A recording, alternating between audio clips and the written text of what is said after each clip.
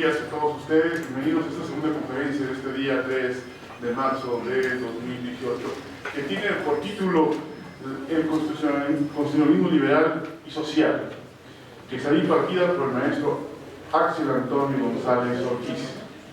Quiero comentarles algo sobre la conferencia.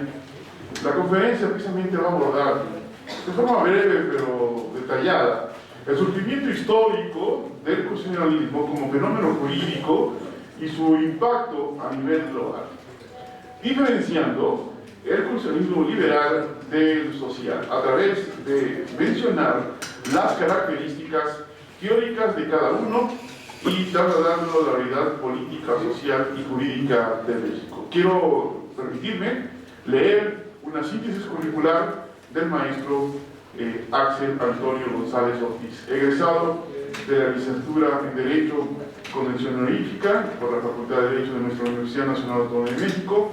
Se ha desempeñado como asistente de investigación en el Instituto de Ciencias Jurídicas de la UNAM.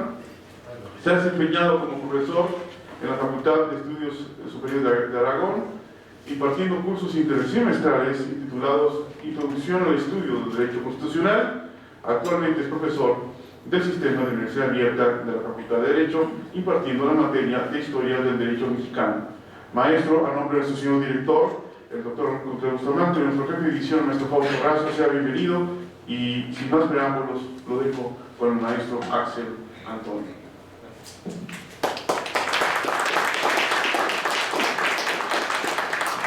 Bueno, muy buenos días.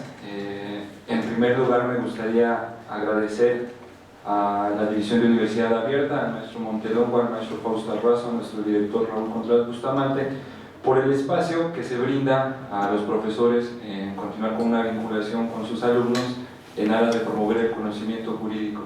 Muchas gracias. También quiero agradecer a todos ustedes, mis alumnos, exalumnos, personas conocidas y otras personas de otras facultades de nuestra universidad que se dieron el tiempo y el espacio para venir a esta conferencia. Entonces estoy muy agradecido.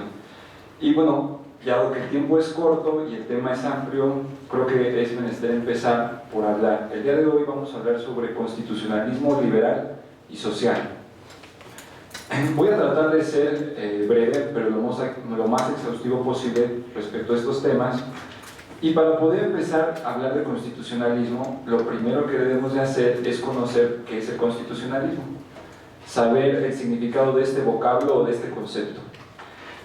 El constitucionalismo no es otra cosa más que la pretensión de que el poder público emane de una ley fundamental y esta ley fundamental lo limite. El constitucionalismo se puede entender en tres vertientes: en el aspecto filosófico, en el aspecto teórico y en el aspecto histórico. En el aspecto filosófico va a ser la justificación que se va a dar de esta pretensión, es decir, si es justa o necesaria. En el aspecto teórico se va a abordar las características que un sistema constitucional o que el constitucionalismo debería tener. Y en el aspecto histórico se va a estudiar los procesos, los fenómenos sociales, culturales, económicos, sociológicos, políticos, jurídicos que han dado forma y estructura al fenómeno del constitucionalismo, ¿sí?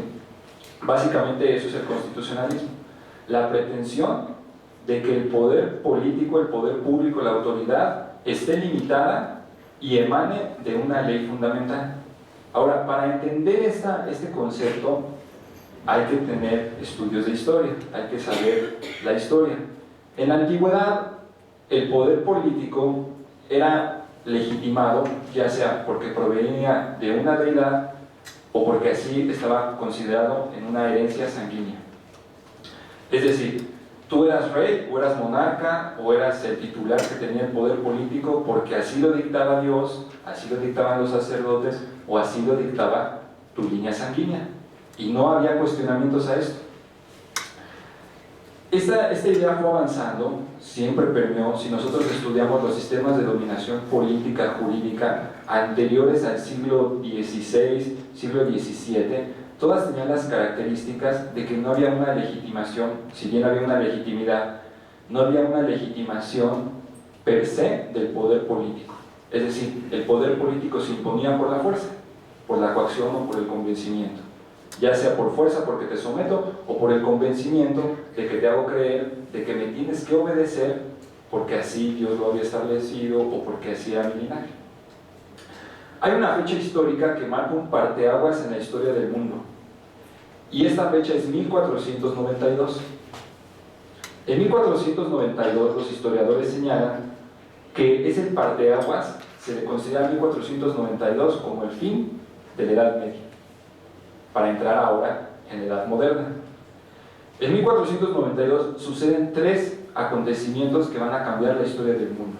El primero es el descubrimiento de América, el llamado descubrimiento de América que hace Cristóbal Colón, después de que él le pidió a los reyes católicos, Isabel y Fernando, que le financiaran su viaje porque él tenía la pretensión de llegar a las Indias. El segundo elemento es la expulsión de los judíos de España, el decreto de expulsión de los judíos que hacen los reyes católicos también en 1492, y eso es muy importante porque los judíos, al salir de lo que ahora es España, que no había una homogeneidad en España en ese entonces, pero lo que ahora es España, van a distribuir su cultura y su conocimiento en grandes partes de Europa. Y el tercer acontecimiento súper importante es que cae Granada. Granada era el último reducto que tenían los árabes en lo que ahora conocemos como España. La invasión árabe o musulmana a España duró casi 1000 años, 1000 años en que los árabes estuvieron sometidos a lo que ahora conocemos España. Siempre hubo una dominación intermitente, nunca se dominó completamente el territorio geográfico de lo que ahora es España, pero sí había una dominación de las llamadas regiones, es decir, tomaban Granada, reconquistaban Granada los españoles, tomaban Andalucía, Aragón y así. Fue una guerra desgastante durante muchos años en la que la cultura árabe impuso muchas de sus costumbres a la cultura occidental. Y en 1492 Granada es el último reducto, el último bastión que tienen los árabes y son expulsados definitivamente de la península ibérica, lo que ahora es España.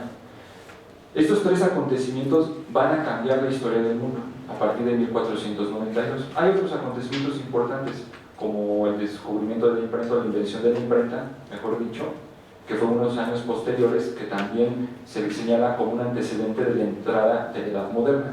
Pero estos 3 antecedentes son torales, porque a partir de estos fenómenos la historia del mundo va a cambiar. El mundo va a cambiar, para bien o para mal, pero el mundo no va a volver a ser el mismo. Empezamos también una etapa, después siglo XVI, en que las artes empiezan a tener un renacimiento, y se le conoce esta época también como el Renacimiento. El Renacimiento como un movimiento cultural y artístico que pretendía regresar a los cánones de estética griega, los cánones de belleza griega en la época clásica, ¿no? Sus principales exponentes, Da Vinci, Miguel Ángel. Este movimiento artístico también es muy importante, porque va a empezar a cambiar el pensamiento de los seres humanos. Empieza a ser un arte moderno, diferente, en donde se pinta el cuerpo humano desnudo. Y esas representaciones, esas pinturas van a estar en el Vaticano, en iglesias católicas. Entonces empieza a haber un cambio de pensamiento. También muy importante, después de 1492 se va a dar la llamada Reforma Protestante. Martín Lutero va a despegarse de la Iglesia Católica, va a romper con la Iglesia Católica y va a interpretar también él su propia noción del cristianismo. Martín Lutero, Juan Calvino, Juan Hoche, etc., muchos teóricos del movimiento protestante van a romper con el clero católico, porque ellos van a decir que la interpretación que el clero católico hace al cristianismo es errónea, y todos ellos van a pretender llegar a los ideales del llamado cristianismo primitivo. Al cristianismo primitivo es esa época histórica que se le conoce a la muerte de Jesús, bueno, si tomamos obviamente ya como la existencia de Cristo, pero sí es un movimiento histórico importante a la muerte de Cristo. Hasta el año 300 aproximadamente antes del Concilio de Nicea se le conoce como el llamado cristianismo primitivo, que eran comunidades verdaderamente que practicaban la esencia del cristianismo, repartían el trabajo, trataban de evitar los conflictos. Fueron destruidas después con el Concilio de Nicea todas estas organizaciones, y el cristianismo primitivo quedó en el olvido, quedó como una parte de estudio de la historia. Todos ellos, el movimiento protestante, pretende regresar a la esencia del cristianismo primitivo. Y va a ser el mundo una ebullición de ideas, en el arte, en la ciencia, en la interpretación de la religión, y va a desembocar en un movimiento que se conoce como la enciclopedia. La enciclopedia es el renacer de nuevo del mundo. Después de casi 1000 años de oscurantismo, que se le conoce el oscurantismo o la Edad Media, en el que el avance de las ciencias, las artes y la filosofía fue casi nula, va a llegar el siglo de las luces, es decir, el renacer de la humanidad.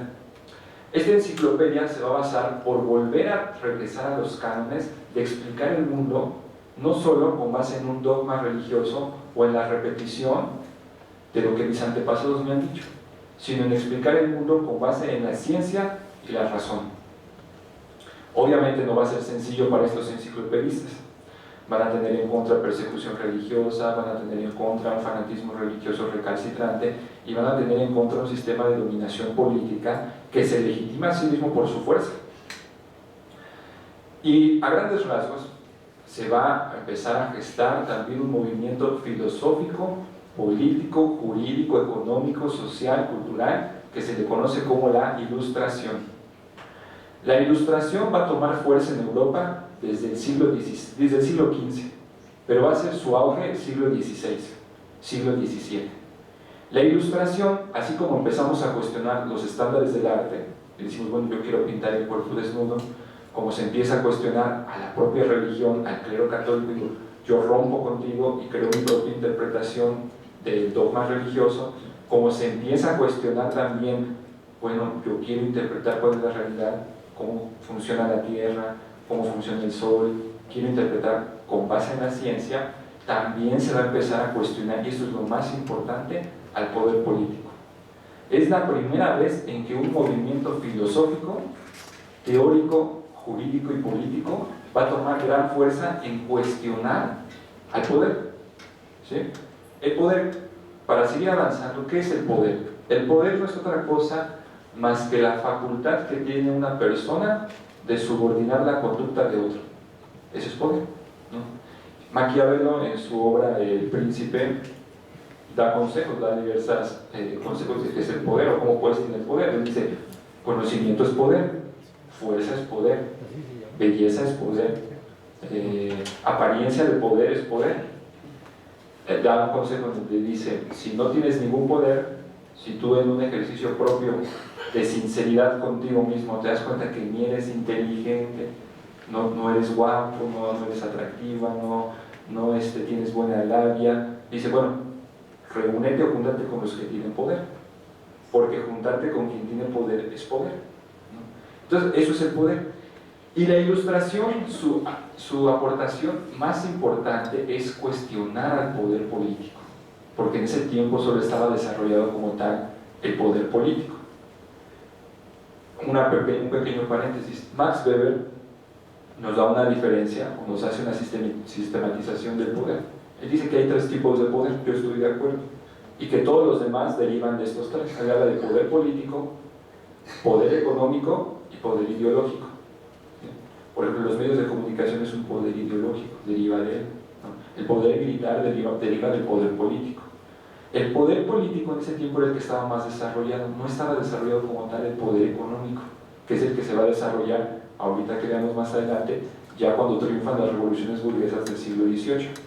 Entonces, se empieza la Ilustración, su aportación más grande, más interesante es cuestionar al poder.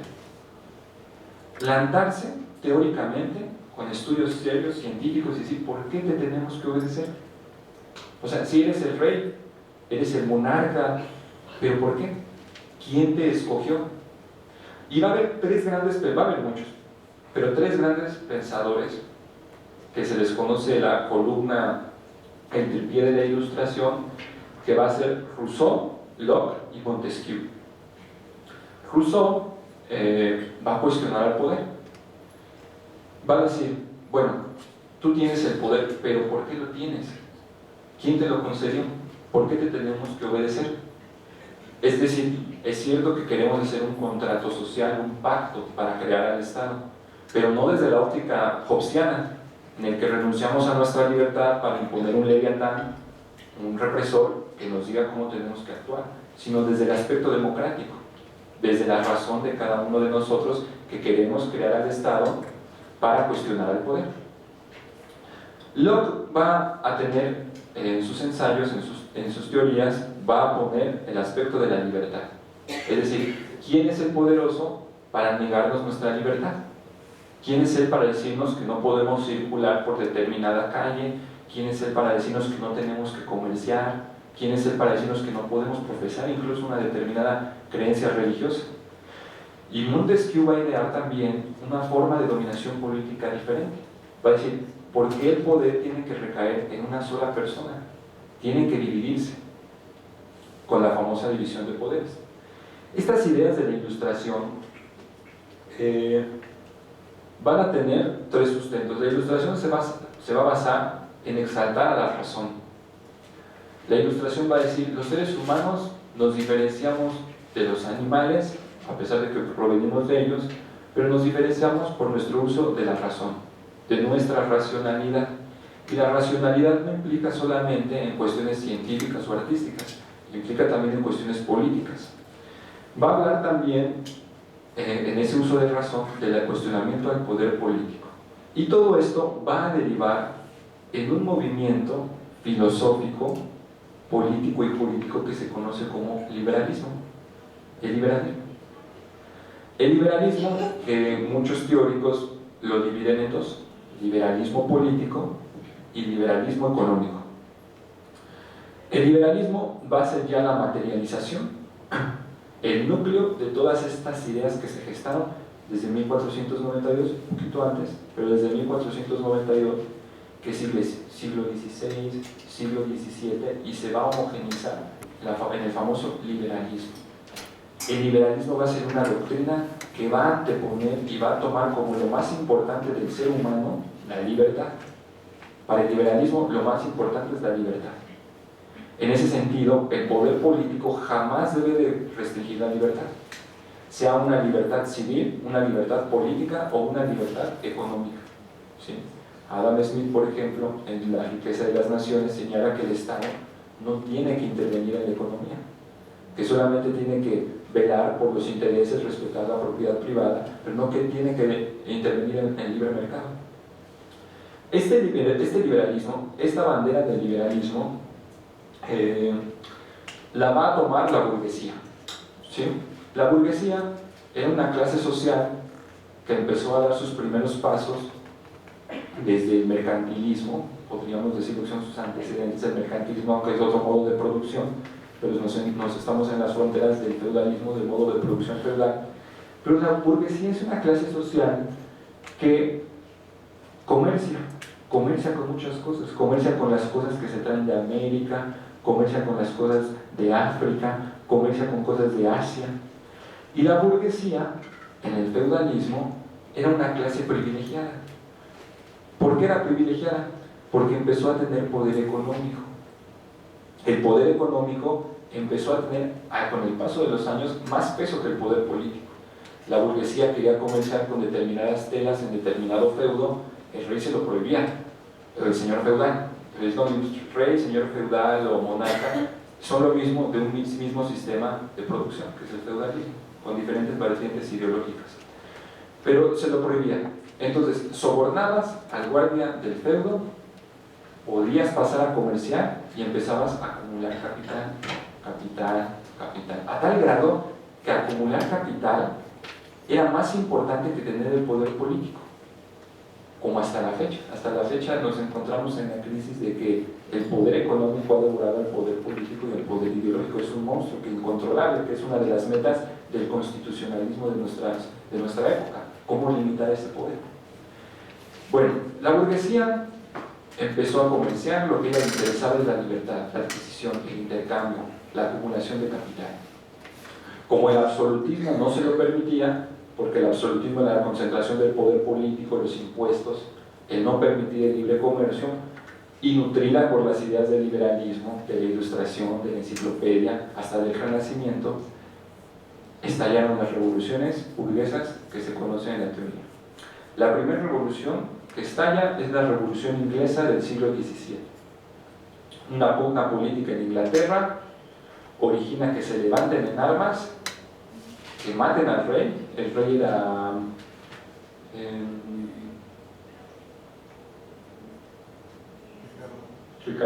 Carlos I. El rey. Matan al rey proclaman la república y presentan un proyecto de una constitución, presentan el proyecto de una constitución.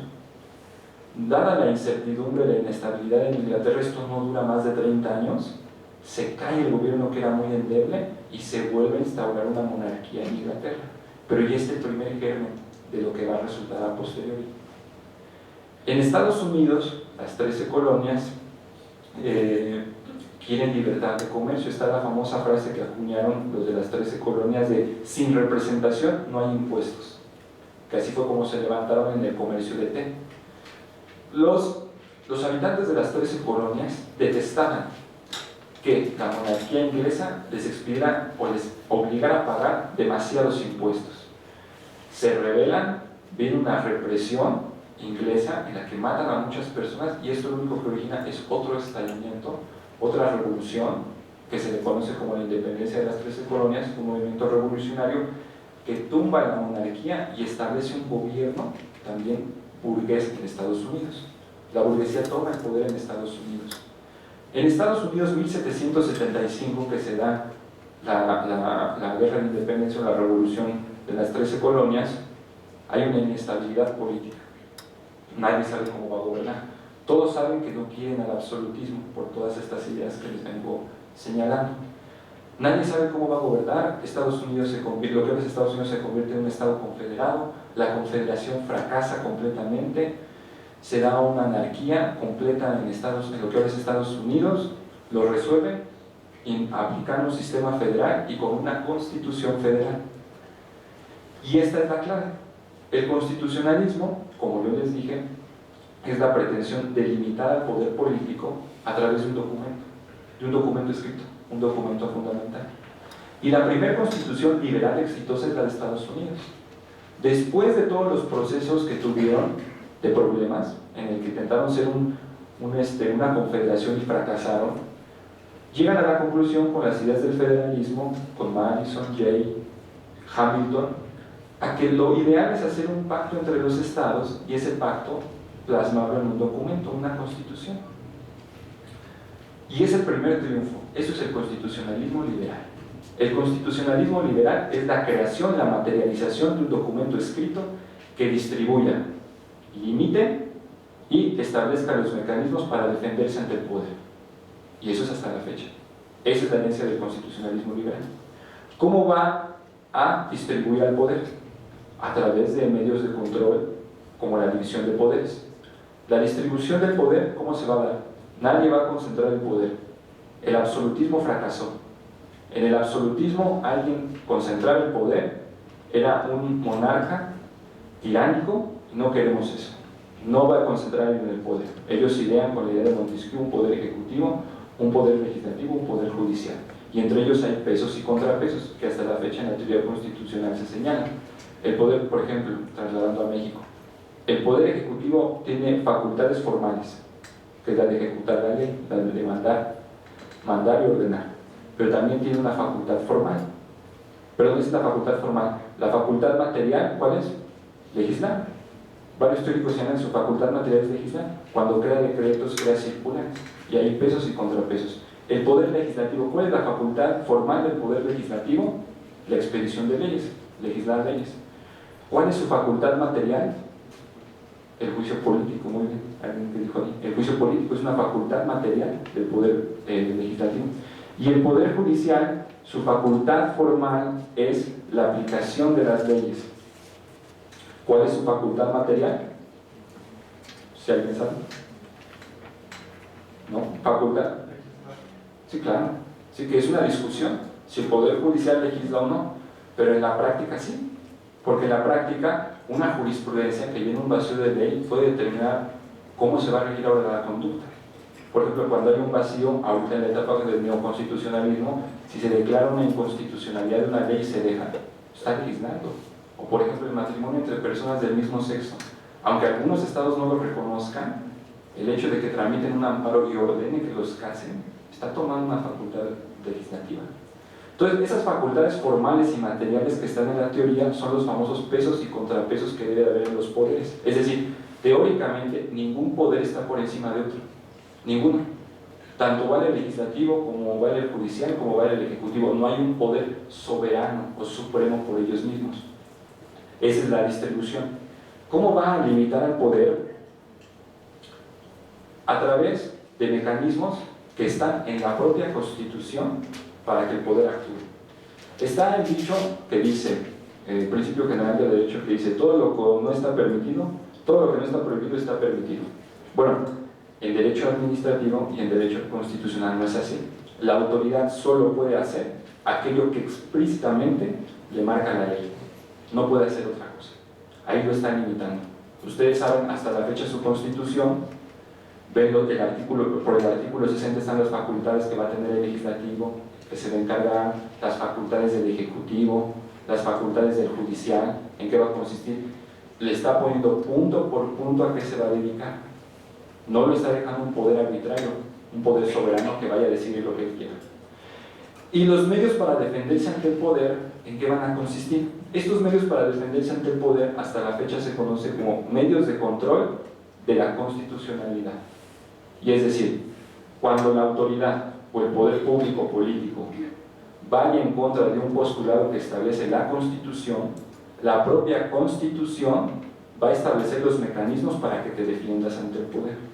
Aquí en México tenemos el juicio de amparo, la controversia constitucional, la acción de inconstitucionalidad, que son las más conocidas, pero también está un juicio de revisión constitucional, un juicio para la protección y defensa de los derechos políticos y electorales del ciudadano, y hay medios de control de la constitucionalidad no jurisdiccionales, como una queja ante la Comisión Nacional de Derechos Humanos, que lo que pretende es imponer el texto constitucional. Son medios de control, es decir, ante la arbitrariedad, si la autoridad va en contra de lo establecido por la Constitución, vas a tener un mecanismo para defenderte ante ese poder arbitrario. Esas son las tres características. Y otra cosa se me olvidaba. Al limitar al poder, también, una contribución del constitucionalismo liberal es establecer derechos individuales o derechos fundamentales, que hay una distinción, o después con su desviación de derechos humanos, ¿sí? Va a establecer en la Constitución derechos individuales.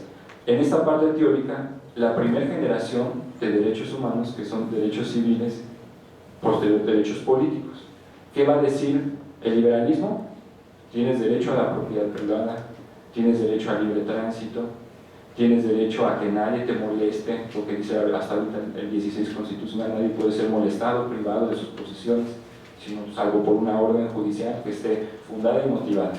¿Sí? Esas son las principales garantías. El constitucionalismo liberal es la fobia que tienen ante el absolutismo. No queremos un poder concentrado, no queremos de nuevo un monarca, un tirano, que él mismo tenga las facultades de ejecutivo, legislativo y judicial. No queremos eso, ¿sí? Y en ese sentido hay dos principios fundamentales del constitucionalismo liberal. Uno es la soberanía y el otro es la supremacía constitucional. La soberanía es un concepto que acuña por primera vez, desde antes ya se había hablado, pero al que se le da el crédito en el aspecto liberal es al filósofo francés Sieyès.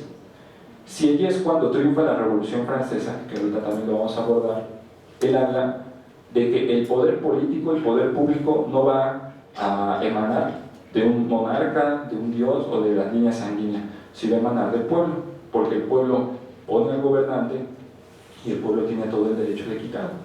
Él es el primero, y así lo establece en la Asamblea Nacional Francesa, al primer triunfo de la Revolución Francesa.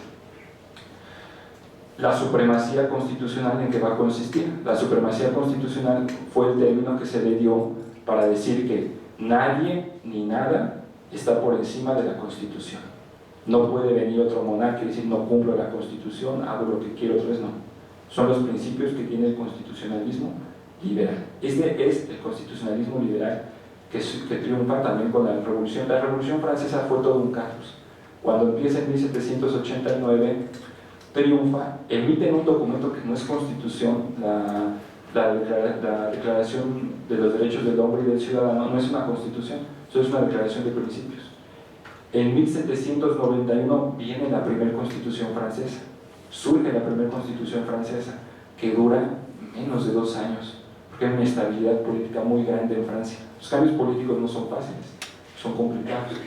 Y en 1791 la primera constitución francesa fracasa completamente, una constitución que les digo, materializa soberanía popular, supremacía constitucional, distribuye, limita y establece los mecanismos para defenderse ante el poder, pero fracasa, hay una inestabilidad política muy grande. En Francia había un grupo que se le conocía como los jacobinos eran personas muy radicales, algunos teóricos señalan que eran los primeros, se señalan que eran de izquierda, porque precisamente ellos fueron los que se votaron en la Asamblea Nacional Francesa cuando el orador pidió si se iban a prohibir los privilegios del clero, de los nobles y del ejército. Los que se sentaron a la izquierda del orador eran jacobinos, y ellos votaron por quitar los privilegios. Los que se sentaron a la derecha estuvieron a favor, dijeron no hay que quitar los privilegios. Y a raíz de ahí vienen términos derecha e izquierda. Los que se sentaron a la izquierda estaban a favor de abolir los privilegios de unos cuantos, los que se sentaron a la derecha no. Los jacobinos se radicalizaron tanto que hubo una época de terror en Francia, mataban a todos pasaban por la guillotina, también Luis XVI, todos pasaban por la guillotina. Y hubo una época de tanto terror, surgió otra vez la República, tumbaban a la República, volvían a la República, hasta que llegó un personaje, Napoleón Bonaparte, que era un liberal, un ilustrado, que creía en la Revolución Francesa, pero se terminó proclamando emperador. Entonces Francia tuvo todavía, hasta bien entrado el siglo XIX, una inestabilidad política muy grande, terminó siendo un imperio, pero está el germen del constitucionalismo liberal. Entonces, a grandes rasgos, para que les quede claro, el constitucionalismo liberal es la consecuencia de todos los movimientos que se gestaron a finalizar la Edad Media y que desembocaron en una constitución que limitaba, que tenía como bandera al liberalismo. El liberalismo era una corriente que hizo propia la burguesía, que tenía como valor principal la libertad, que decía que los seres humanos somos egoístas por naturaleza, somos individualistas y que nos gusta la competencia. Ese era el liberalismo. Se plasmó teóricamente y surgieron los primeros derechos individuales, la división de poderes, etcétera, etcétera. Ese es el constitucionalismo liberal. Sin embargo, pasaron los años, el siglo XVII con las revoluciones burguesas, siglo XVIII, perdón, con las revoluciones burguesas, llegó el siglo XIX. El siglo XIX se le conoce como ya la materialización de la burguesía en el poder. Después de todos los conflictos internos que hubo Estados Unidos, Francia y cómo van a influir en toda Europa, el siglo XIX se le conoce como el ascenso de la burguesía al poder. Ya la burguesía en el poder, ya quitamos a la nobleza, al feudalismo, quitamos a la nobleza y ahora viene una nueva clase social a detentar el poder político. En el siglo XIX la burguesía se le conoce como el ascenso al poder y va a empezar a gestarse contradicciones dentro de este constitucionalismo liberal. Llega una revolución industrial, la burguesía empieza a comerciar pero a manufacturar a gran escala, ¿sí? La llegada de las máquinas hace más fácil la creación de mercancías. En Inglaterra era una fábrica inmensa, Francia era una fábrica inmensa, Alemania eran ciudades súper contaminadas, muy contaminadas. En los relatos de esas épocas, mucha basura, las fábricas habían traído una nueva forma de vida. Y empezaba a surgir lo que a la postre muchos llamarían una nueva clase social, que es el famoso proletariado, que eran clases sociales que vivían en los alrededores de las ciudades, ya el siglo XIX, que trabajaban en las fábricas desde niños. No había derechos laborales en esa época, y es lo que vamos a hablar del constitucionalismo social. No había derecho de huelga, no había una jornada laboral, un salario, no había nada, no existía nada de eso. Entonces, trabajaban. Era lo más normal del mundo que un niño de 5 o 6 años trabajara en las máquinas, y están las narraciones, con sus deditos pequeños podía meterlos entre las máquinas para sacar, meter las partes que hacían falta. Y no trabajaban 8 horas, 10 horas, eran jornadas de hasta más de 20 horas. Vivían encadenados muchos hasta en las propias máquinas. Tenían las cadenas en las máquinas y se quedaban. Mucha gente se moría ahí. Entonces, eso era algo muy natural, muy normal. Era algo bien visto. Y era una contradicción radical con lo que postulaba el constitucionalismo liberal. Porque el constitucionalismo liberal decía, ya quitamos un poder político autocrático, de desnavie, tiránico, ya somos todos libres. Ella hablaba por la libertad. Pero de lo que cojeaba teóricamente el constitucionalismo liberal es de que sí, somos libres, pero no somos iguales. No todos estamos en la misma escala. Es decir, somos libres, etc., pero un obrero, materialmente en la realidad, no en la teoría, no tiene la misma calidad de igualdad que el patrón de la fábrica. No la tiene. Que el capitalista, que todavía la nobleza ya no tiene poder político. Hasta la fecha la nobleza existe. Las reminiscencias del feudalismo ya no tienen ningún tipo de poder. Se lo quitó la burguesía. Entonces, estas contradicciones en el siglo XIX empezaron a ser muy evidentes. La burguesía en el poder decía, sí, tenemos derechos, libertades, mi propiedad privada, pero por eso la gente no tenía eso. La mayoría de las personas no tenían eso.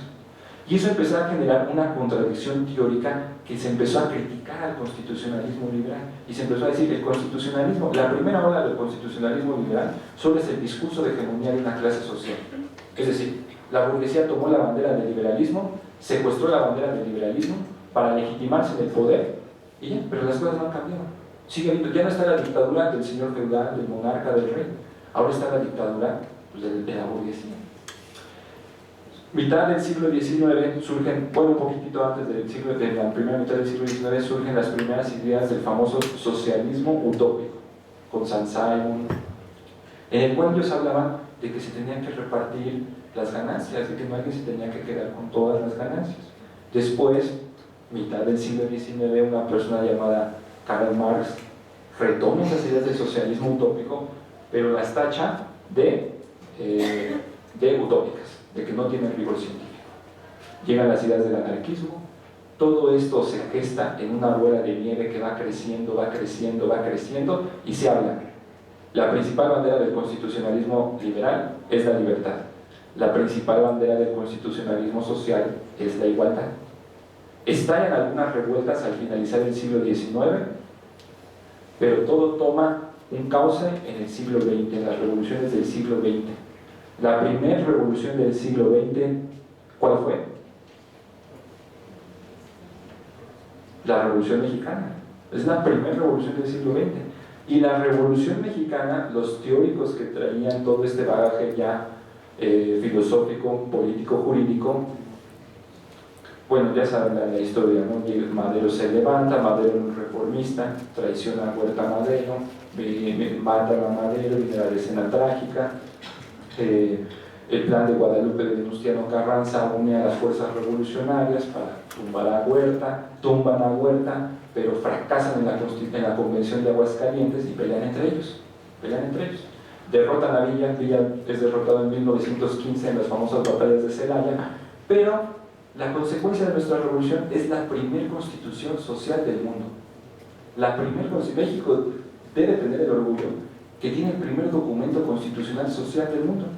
Es decir, no negamos nuestro origen liberal, rescatamos las buenas cosas del liberalismo, limitar al poder, distribuirlo, defendernos ante el poder, pero la nutrimos con nuevas tendencias o ideologías. ¿Cómo la nutrimos?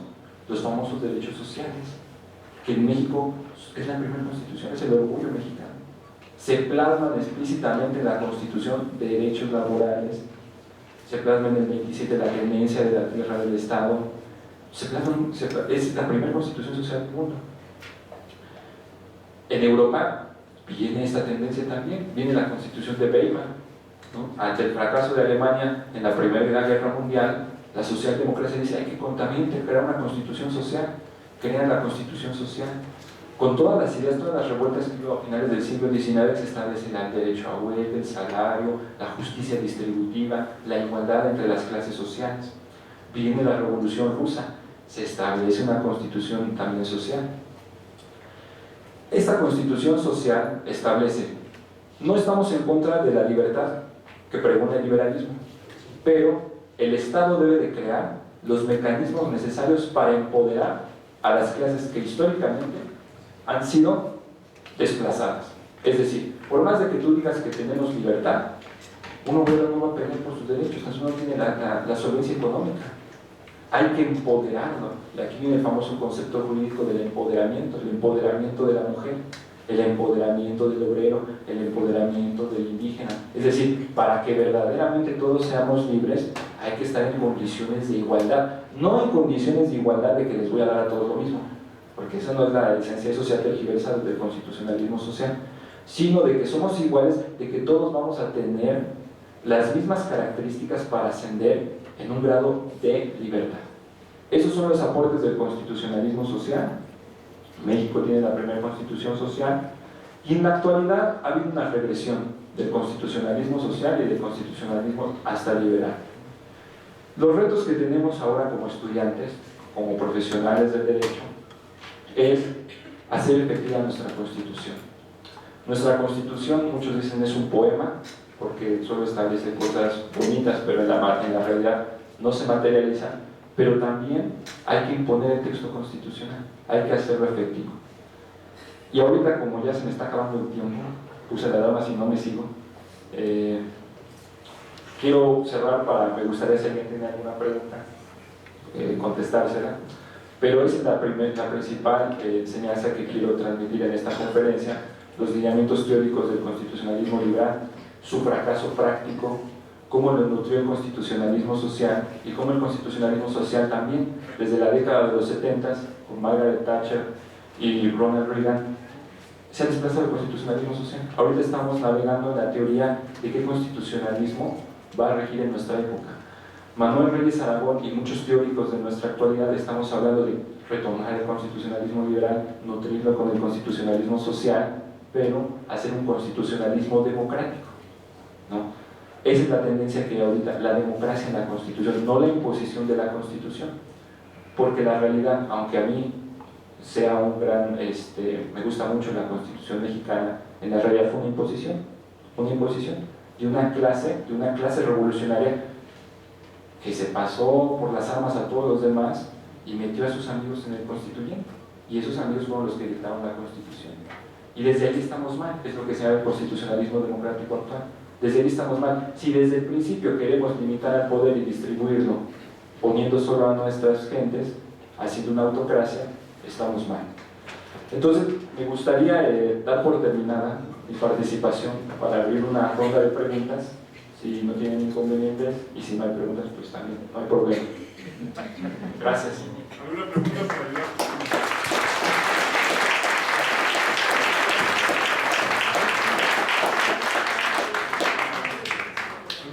¿Para el maestro?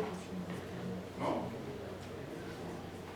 La otra vez estábamos viendo en cuestión a derechos humanos que existen como tres oleadas, más o menos como lo que estábamos incluyendo en la Constitución, la libertad social, y se explica muchas veces que hay una cuarta oleada donde el pueblo le exige al gobierno, al ente del Estado, como una responsabilidad del mismo Estado sobre protección, sobre ciertos derechos que el Estado tiene que hacer, y si no hace, la persona puede exigirlos, puede incluso hasta demandarlos.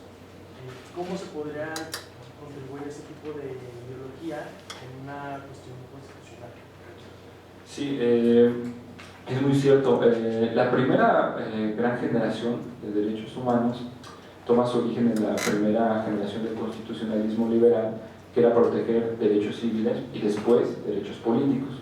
El constitucionalismo social viene con la idea de los famosos derechos económicos, sociales y culturales. Y como bien comentas, compañero, en la actualidad, la oleada se habla de un constitucionalismo democrático. Esto implica no solamente en el proceso de creación de la democracia, sino en hacerla efectiva.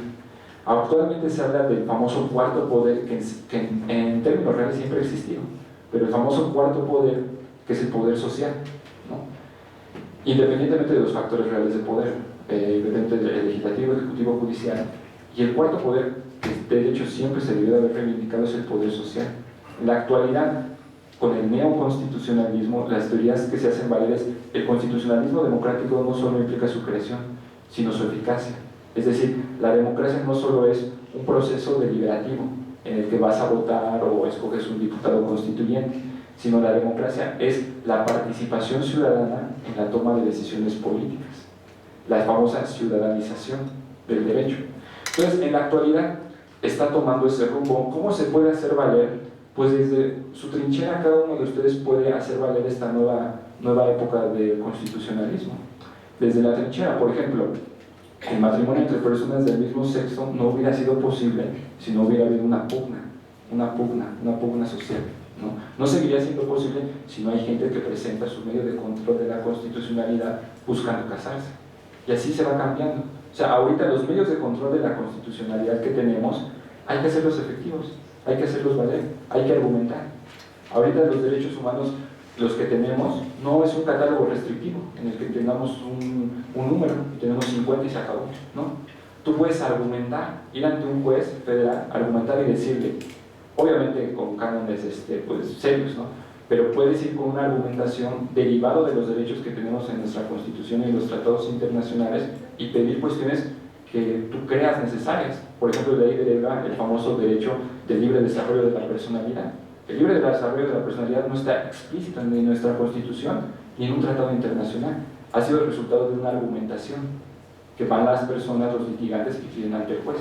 Entonces, actualmente sí hay esa tendencia, porque anteriormente, pues tú hablabas algo así en un amparo, acuérdate que antes el amparo solo procedía contra las garantías individuales explícitamente, y actualmente en la teoría cualquier parte de la Constitución es sujeta a un medio de control. O sea, tú puedes, cualquier violación a cualquier parte de la Constitución, puedes hacerla valer. ¿Sí? ¿Alguna otra pregunta para el maestro? Bueno, pues vamos a dar por terminada esta conferencia. Vamos a tener un reconocimiento al maestro. Facultad de Derecho. La Facultad de Derecho otorga el presente reconocimiento al maestro Axel Antonio González Ortiz por su destacada participación como ponente en la conferencia Constitucionalismo Liberal y Social, disertada el 3 de marzo de 2018 en el Auditorio Isidro Favela de la Facultad de Derecho, por mi raza de Espíritu, Ciudad Universitaria, en marzo de 2018. Maestro, felicidades.